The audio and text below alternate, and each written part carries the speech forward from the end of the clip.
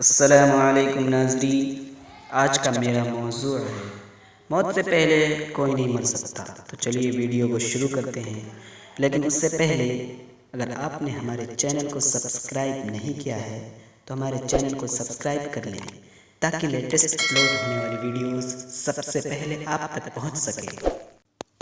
ایک شخص ایک انگریز کا واقعہ بیان کرتے تھے کہ اس کو کسی نے کچھ تہمت لگائی تو بدنامی کے رنج سے اس نے اس طرح لے کر اپنا گلا کاٹ لیا اور کمرے کو اندر سے بند کر لیا تھا۔ تھوڑی دیر کے بعد نالی میں جو خون نکلا تو ملازم گھبرایا کہ یہ خون کیسا ہے۔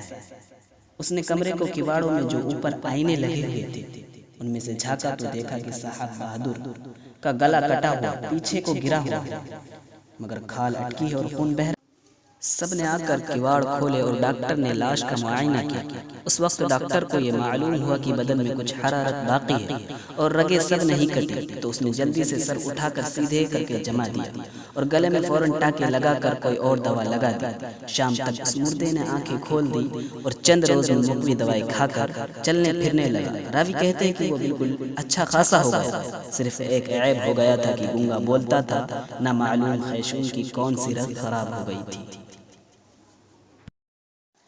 ویڈیو اچھی لگی تو ویڈیو کو لائک کریں، شیئر کریں اور ہمارے چینل کو سبسکرائب کریں تاکہ لیٹسٹ اپلوڈ ہونے والی ویڈیوز سب سے پہلے آپ تک پہنچ سکیں۔